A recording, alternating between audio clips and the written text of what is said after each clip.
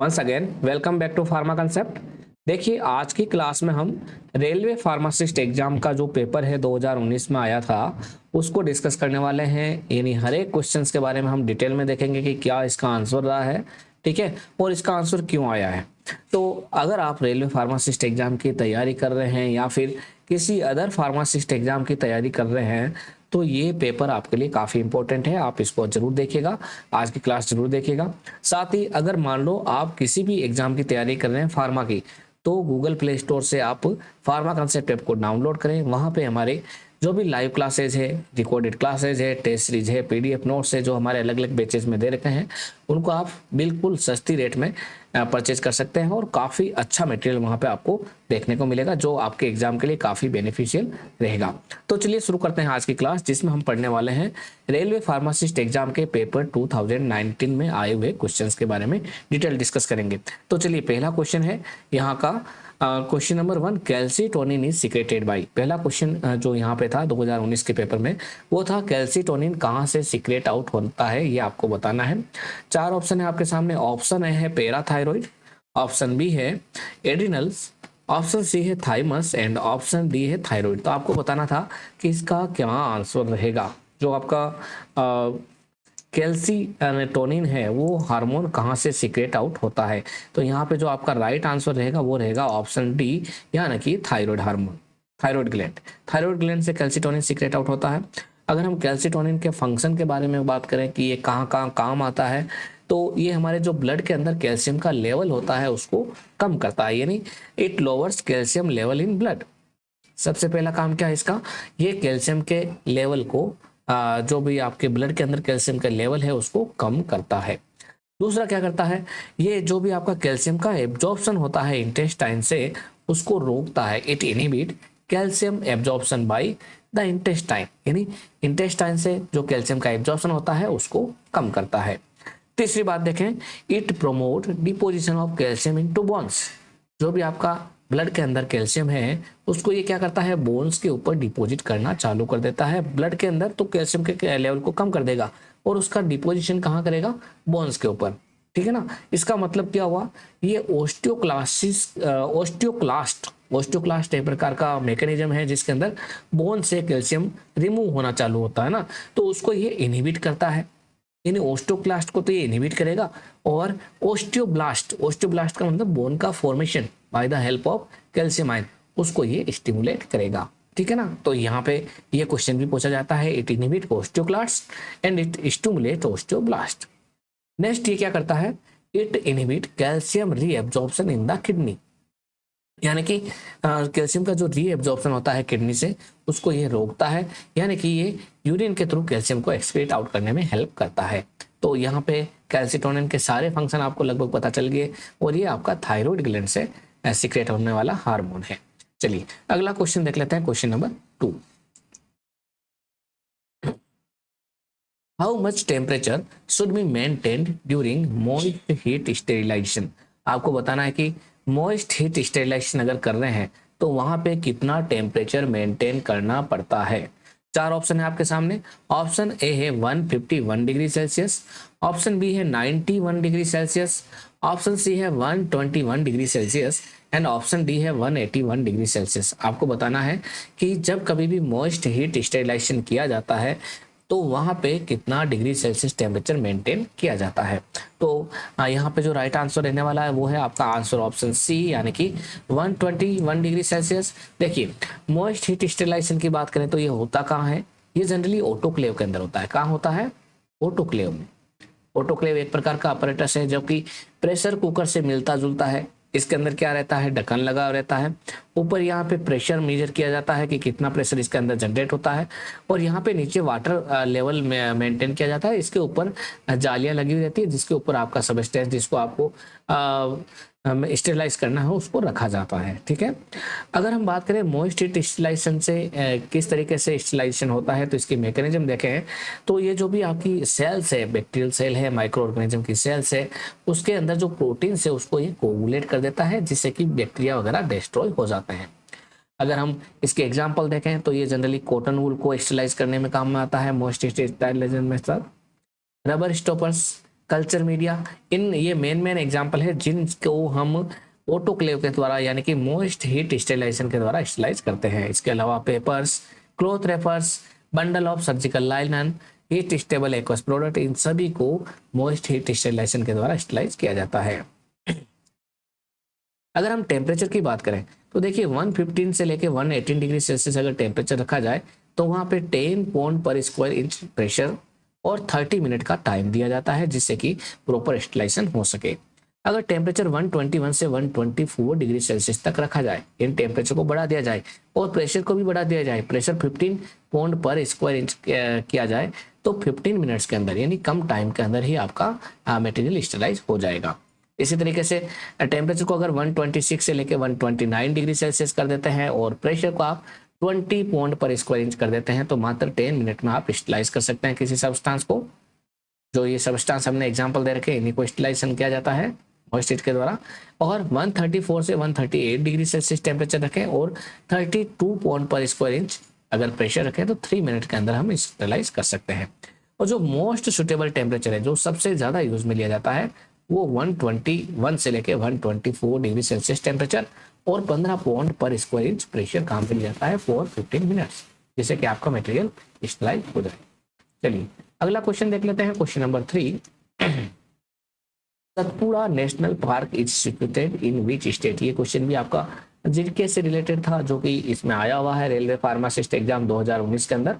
इसका पहला ऑप्शन है, option a Madhya Pradesh, option B है आंध्र प्रदेश, ऑप्शन सी है महाराष्ट्र एंड ऑप्शन डी है हिमाचल प्रदेश। तो आपको बताना है कि सतपुड़ा नेशनल पार्क कहाँ पे स्थित है।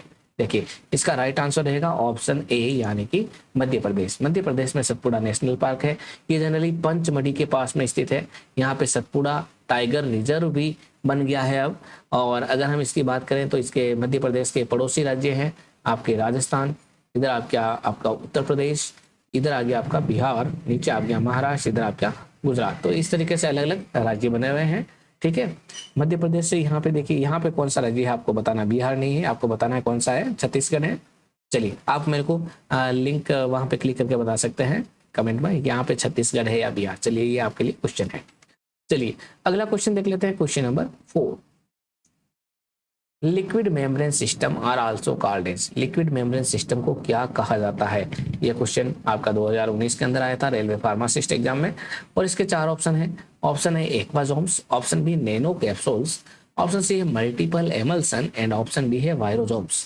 लिक्विड मेम्ब्रेन सिस्टम को क्या कहा जाता है? तो यहाँ पे आपका आंसर रहेगा ऑप्शन सी यानी कि मल्टीपल एमल्सन। मल्टीपल एमल्सन को लिक्विड मेम्ब्रेन सिस्टम कहा जाता है। लिक्विड मेम्ब्रेन की बात करें तो ये एक प्रकार का फ्लूइड या फिर क्वासी फ्लूइड फेज होता है जिसके अंदर 2 अलग अलग फेज सेपरेट आउट होता है। 2 अलग अलग फेज यानी oil phase and water phase, ये दोनों ही सेपरेट आउट होंगे।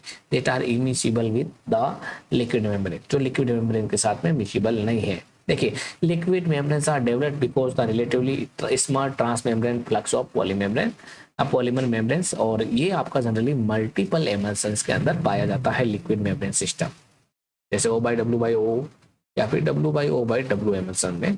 तो यहाँ पे आपका आंसर ऑप्शन सी रहेगा। चलिए अगला क्वेश्चन देख लेते हैं, question number 5। Sigma minus method is use to determine? आपको बताना है कि सिग्मा माइनस मेथड किसको डिटरमाइन करने में काम आता है। सिग्मा माइनस मेथड किसको डिटरमाइन करने में काम आता है? 4 ऑप्शन है आपके सामने।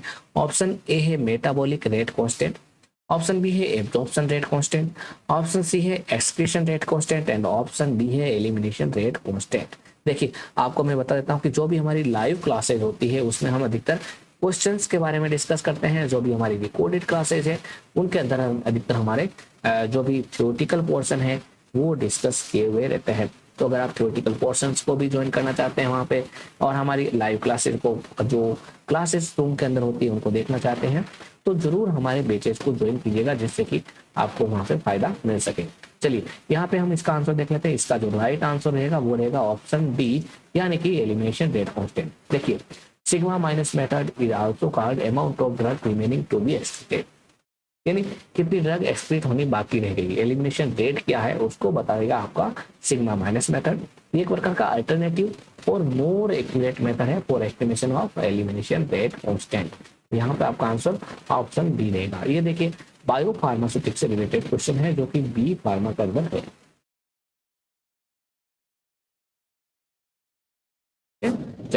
अगला क्वेश्चन देख लेते हैं, question number 6। Capsid is present in, capsid कहाँ पाया जाता है ये आपको बताना है। 4 ऑप्शन है आपके सामने। ऑप्शन ए है फंगाई, ऑप्शन बी है बैक्टीरिया, ऑप्शन सी है वायरस एंड ऑप्शन डी है प्रोटोजोआ। आपको बताना कि कैप्सिड कहाँ प्रेजेंट रहता है, फंगाई, बैक्टीरिया, वायरस या फिर प्रोटोजोआ। तो यहाँ पे आपका राइट आंसर रहेगा ऑप्शन सी। कौन सा आंसर रहेगा? Option C, virus. वायरस के अंदर आपका कैप्सिड रहेगा। देखिए यहाँ पे ये साइटोमेगेलो वायरस का मैंने स्ट्रक्चर दिया है CMV का। अगर साइटोमेगेलो वायरस की बात करूं तो सबसे बाहर की तरफ ये इसकी एक कोट रहती है और इसके ऊपर यहाँ पे glycoprotein 3rd and glycoprotein 1st रहते हैं।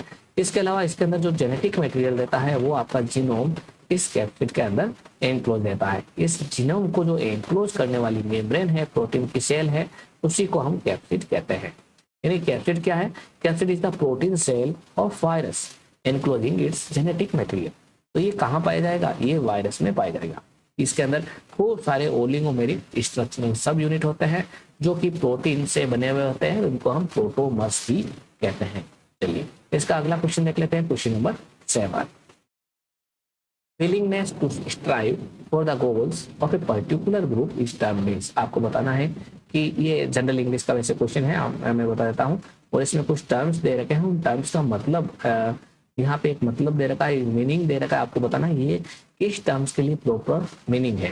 जनरल टर्मिनोलॉजी से रिलेटेड क्वेश्चन है इंग्लिश की, है ना। 4 टर्म दे रखे हैं, एक तो हेलो इफेक्ट, एक एप्रेजल, एक मोरल एंड एक कंस्टिट्यूशन। तो जो willingness to strive for the goals of a particular group, ये आपका मोरल से रिलेटेड है। मोरल का मतलब होता है आपका मनोबल। मोरल का मतलब क्या होता है? मनोबल। यानी विलिंग किसी विशेष समूह के लक्ष्यों के लिए प्रयास करने की इच्छा, है ना, ये आपका मोरल कहलाता है, जिसका मतलब होता है willingness to strive for the goals of particular group. एक होता है एप्रेजल। एप्रेजल का मतलब होता है मूल्यांकन। यानी अगर आप किसी चीज को एस्टिमेट कर रहे हैं, जज कर रहे हैं, फाइंड आउट कर रहे हैं कि उसकी कितनी वैल्यू है समथिंग या समवन, तो वो आप उसका एप्रेजल हो गया, है ना। और एक होता है हेलो इफेक्ट। हेलो इफेक्ट का मतलब होता है it is the proclivity for positive impression of a person, company, country, branch और product in one area to positively influence one's opinion और फीलिंग्स। किसी के इन्फ्लुएंस को पॉजिटिवली कितना वो इफेक्ट कर रहा है, that is called hello effect. चलिए अगला क्वेश्चन देख लेते हैं, क्वेश्चन नंबर 8। यानी कहने का मतलब जनरल इंग्लिश से रिलेटेड क्वेश्चन भी आते हैं, है ना, इसके अंदर। और टर्मिनोलॉजी से रिलेटेड क्वेश्चन आ सकते हैं। एक आध क्वेश्चन आता है टर्म से रिलेटेड, आपको टर्म का मालूम रहना होता है कि इस टर्म का मतलब क्या होता है। तो आपकी इंग्लिश की जितनी वोकेबुलरी अच्छी होगी उतना ही चांसेस रहेगा इस क्वेश्चन को करने का। चलिए अगला क्वेश्चन देख लेते हैं, question number 8। Estimation of serum creatinine is considered to be more reliable indicator for the evolution of. आपको ये बताना है कि जो सीरम क्रिएटिनिन का हम एस्टिमेट करते हैं, फाइंड आउट करते हैं, वो किसका इंडिकेटर है, किसके इवोल्यूशन के लिए एक इंडिकेटर है। सीरम क्रिएटिनिन का एस्टिमेशन किसके इवोल्यूशन के लिए एक इंडिकेटर है। 4 ऑप्शन है। ऑप्शन ए है लीवर फंक्शन, ऑप्शन बी है किडनी फंक्शन, ऑप्शन सी है lung function and option D है गैस्ट्रिक फंक्शन।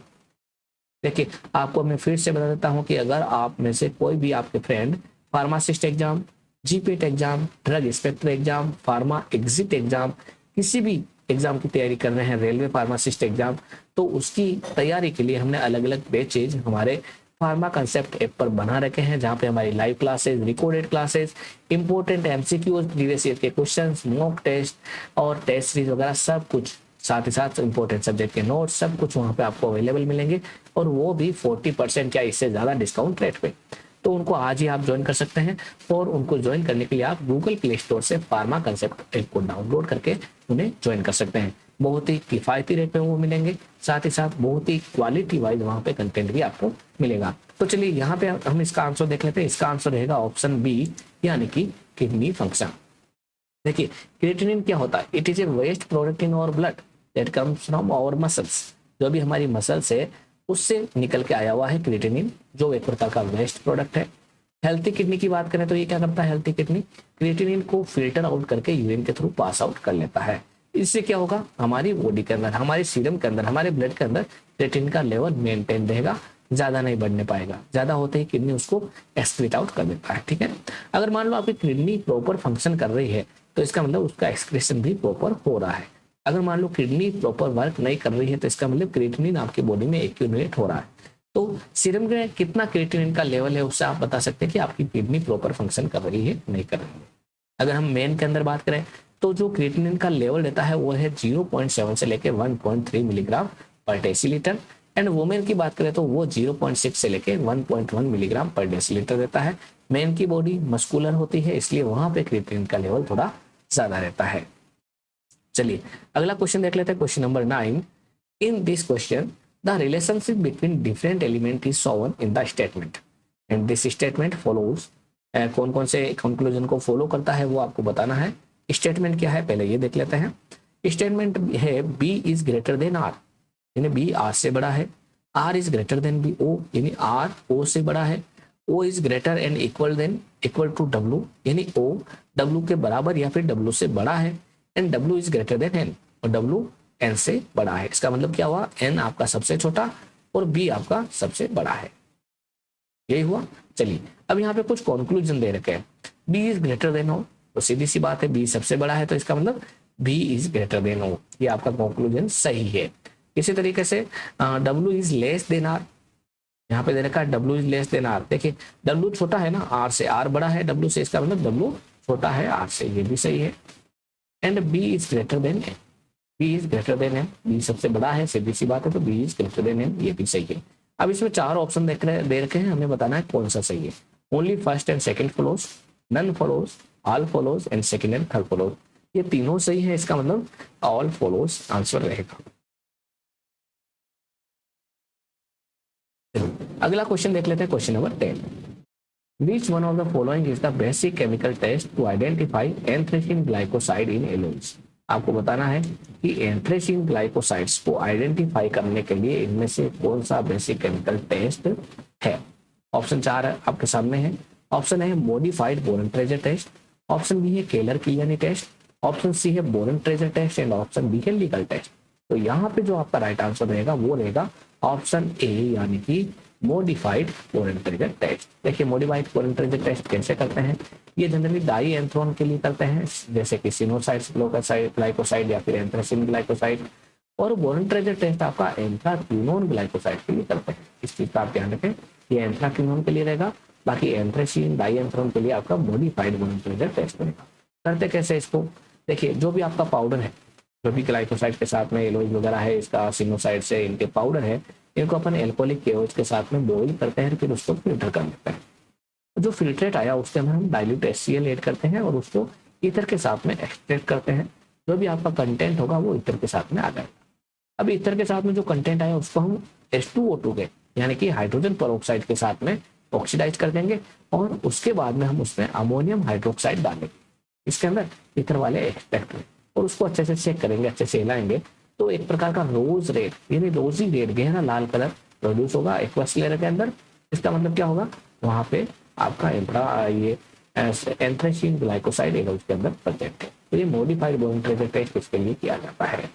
चलिए आपको मैं फिर से बताता हूँ कि अगर आप रेलवे फार्मासिस्ट एग्जाम की तैयारी कर रहे हैं तो उसकी live classes, recorded classes, important notes, साथ ही साथ 3000 से भी ज्यादा MCQ, प्रीवियस ईयर क्वेश्चंस, ठीक है ना, सब्जेक्ट वाइज क्वेश्चंस, ये सारी चीजें अगर आप करना चाहते हैं जिसकी वैलिडिटी 1 ईयर की है, 1 साल तक आप उसको एसेस कर सकते हैं।